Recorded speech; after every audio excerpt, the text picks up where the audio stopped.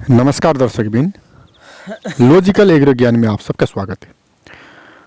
आज मैंने आपको प्याज खेती कैसे करते हैं, प्याज का पौधा कैसे लगाते हैं, इस विषय में मैं आज आपको विशेष जानकारी देने के लिए यहाँ पर जा रहा हूँ। यहाँ पर आप देख रहे हैं ये प्याज हम यहाँ रोप रहे हैं और ऐसे करके पहले मैं आपको यहाँ पर प्याज का जो उमारने का विधि है उस विधि के विषय में मैं बहुत महत्वपूर्ण चर्चा करने के लिए पहले मैं जा रहा हूँ। दर्शक बिन, प्याज उमारने के लिए आपने प्याज का बीज जो होता है उसको 40 डिग्री सेल्सियस तक उसके ऊपर आप न बनाइए। 30 देखिए 30 से 40 डिग्री सेल्सियस तक का जो तापक्रम होता है उस तापक्रम में प्याज का बीज आपने भिजाइए, उसमें डालिए और उसको एक कपड़ा में उसको लपेट के उसको थोड़ा सा तापक्रम जगह में 2 दिन तक आपने वहाँ पर प्याज का बीज रखिए और उसके बाद अपने उस बीज का ज़मीन रेडी करना चाहिए। पहले हम ज़मीन को रेडी करना चाहिए। रेडी कैसे होते? आपने जो चिकन का मॉल होता है, कुहरा का, जो कुहराला इंग्लिश में क्या बोलते हैं, हाँ, चिकन पेनियर का जो मॉल होता है उसका डालना चाहिए। आपका जो मेरे मकसद क्या है, यूरिया, पोटास, डीएपी कुछ भी हो सकता है और आपका प्रारंभिक मल भी हो सकता है, जो कुछ भी है आपने वहाँ पर बेड़ को थोड़ा सा मल डालना चाहिए, मलीला बनाना चाहिए, खाद का प्रयोग करना चाहिए। यहाँ पर मैं दिखा रहा हूँ। उसके बाद आपने क्या करना चाहिए, उसको उस बीज को इसमें अपने बुरबुरा उदा जो मट्टी है उसमें छड़ के उसमें थोड़ा सा एक कपड़ा से पहले ढाकिए और उसके बाद आपने वहाँ पराल है जो ऊपर से ढाकिए और अच्छी तरह से उसको भिजाइए। थोड़ा सा कपड़ा से ढाकने से क्या होगा, जब हम वहाँ उसके ऊपर पराल डालेंगे तो वो पराल उभरने के टाइम में, वो निकालने के टाइम में उसने कोई डिस्टर्ब नहीं करता है। जो कपड़ा से ही उस सब कुछ सफा होके आता है। आपने समझ लिया। आपका जो बीज में आपने जब उसमें तापक्रम दे के आग बाल के जो बेड रेडी कर रहे हैं तो आपका ये झाड़ वार कुछ भी नहीं आएगा, क्योंकि संपूर्ण बीज नष्ट होगा और वहाँ पर जो हम प्याज का बीज लगाते हैं वही उभरेगा और अच्छा, बहुत अच्छा होगा। ऐसे करके हमने पहले पौधे को निर्माण करते हैं। पौधे तैयार होने के लिए आपको 45 दिन, 1 महीना से ऊपर लगेगा, 2 महीना तक लगेगा और ये आपने मंगशीर पूस कार्तिक के शुरू के हफ्ते में इसको बेड़ में जमाना चाहिए और संपूर्ण विधि सब सरल है। अब आप देखिए, आपने खेती लगाने के लिए प्याज को जो लगाने के लिए क्या करना चाहिए, कैसे प्याज का बड़ा बड़ा दाना होगा, ये मैं आज आपको बताऊंगा। सबसे महत्वपूर्ण बात है खेती के लिए मल। अपने जो बंदा काउली में और जो सामान्य खेती में मल डालते हैं, राजमा खेती और बंदा काउली और अपने जितना भी सामान्य खेतबाड़ी का जो छोटा सा फसल है उसमें जितना मल डालते हैं उतना ही डालना चाहिए। जो करेला, लौका, घिरौला, चिचिन्ना, ये खेती में हम बहुत सारा मल डालते हैं और इसमें उतना डालना नहीं चाहिए। जितना थोड़ा थोड़ा से मल से भी ये होगा। और आपका प्रारंभिक मल है तो वो मल बहुत सारे डालना पड़ेगा। और कोहरा के मल जो है, मुर्गी का मल, आपने मुर्गी बोलते हैं, मुर्गी का मल जितना है उतना डालना चाहिए, बहुत बेसी डालना नहीं चाहिए। और हमने डीएपी, पोटास, यूरिया और इसमें आपका खरानी है तो खरानी भी आप डाल सकते हो। और ये बीज रोपने के टाइम में कैसे रोपना है मैं आपको यहाँ पर दिखाऊंगा। जो यहाँ हमारा एक जो भाई ने इसको रोप रहा है, आपने यहाँ पर देख रहे हैं भाई ने एक प्याज रोपने के एक डिस्टेंस होता है। दर्शक बिन, आपको 15 सेंटीमीटर अथवा 10 सेंटीमीटर के दूरी में आपने ये रोपना चाहिए। और इसको और इसमें क्या होता है, जब आप ये रोपेंगे तो इसको गुड़ मिल करने के टाइम में सिलेक्टिव फंगिसाइड मिलेगा। उस सिलेक्टिव फंगिसाइड से प्याज नहीं मरेगा और वहाँ का और खरपात सड़ते मरेगा और प्याज असल से उत्पादन होगा। आपको मैं यहाँ पर कैमरा जूम करके अच्छी तरह से दिखाने के लिए जा रहा हूँ, कुछ बात बताने के लिए जा रहा हूँ। आप देख सकते हो, जब हम ये प्याज का इतना ही आपने मिट्टी में ढाकी, यहाँ पर मैं जितना दिखा रहा हूँ उतना ही आपने मिट्टी के अंदर ढाकिए और इसको ज़रा सीधा करके ढाकिए।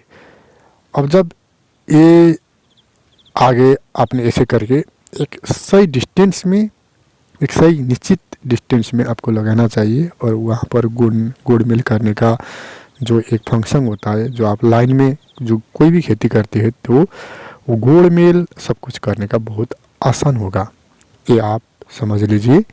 और प्याज खेती अभी हम जो लगा रहे हैं इसको हम चैत बैसाख में उपजा सकते हैं। और ये कितना होगा आपको जिज्ञासा हो सकता है, आपका मॉल बहुत अच्छी तरह से है मिला के है तो आपका एक दाना ये होगा दर्शक बिन तकरीबन 250 ग्राम का एक दाना होता है। और हम 250 ग्राम के एक दाना हम यहाँ पर बनाते हैं और इसको इसे करके जो एक इतना दाना बड़ा दाना हम यहाँ पर फैला सकते हैं। और रोपने का विधि यही है और ऐसे करके हम रोपते हैं। मैंने बहुत सारे वीडियो बना दिया हूँ कि अपने जो डायरेक्ट ज़मीन में भी खेती रोप सकते हैं। फाफर, मकई, कोदो, तोरी, आपको तोरा और धान, गेहूँ, ये सारा ये छोटा वाला खेती जो है उस हम क्षार की खेती उत्पादन कर सकते हैं क्योंकि ये सिलेक्टिव हर्बिसाइड के कारण से होता है।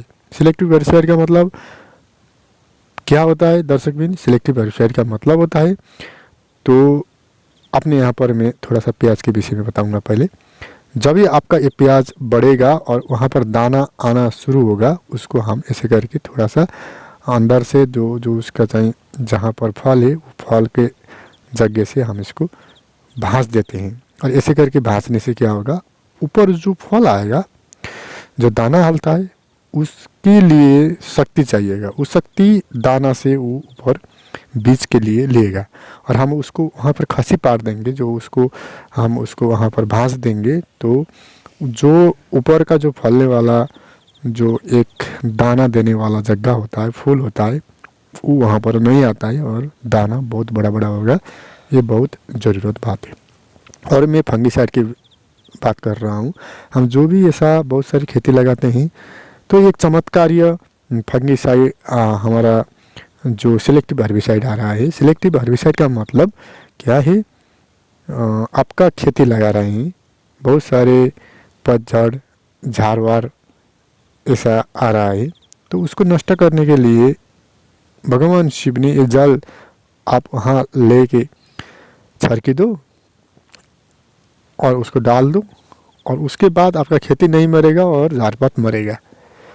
ये ऐसा चमत्कार लगता है। वही आज विज्ञान का हमारा जो दाजूभाई है उसने जो विज्ञान का जो हमारा ब्रदर है और साइंटिस्ट है उसने ये काम करके दिखाया।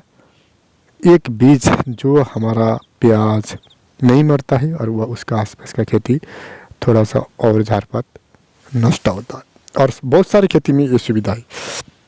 और ऐसे करने से हमारा गुड़ मिल का जो लेबर का खर्चा आता है वो सब कुछ बचता है। और नई खाने से नई गोड़ने से क्या होगा, तो वहाँ का ज़रा नहीं खानिएगा और उसका मोल भी एक संरचना में रहेगा और खेती बहुत अच्छा होगा। मोल पहले से ही डालना चाहिए। ये विधि आप जब करेंगे तो उसके बाद ही ये समझ आएगा आपको। और इसी करके हम प्याज खेती करते हैं और सब सारी खेती हम ऐसे करके ही करते हैं।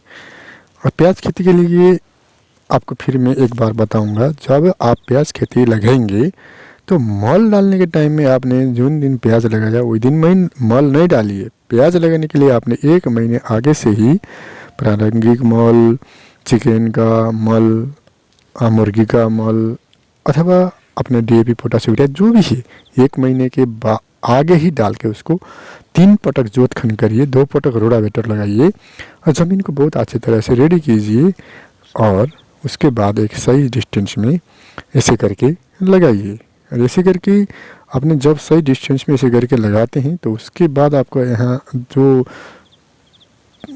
झाड़पात आएगा तो उसको नष्ट करने के लिए आपने एक सेलेक्टिव हेर्बिसाइड पाएगा, उसको डालिए और गुड़ मिल करना भी नहीं पड़ेगा। एक टाइम आपने उसको भांज दीजिए, उतना ही काम है।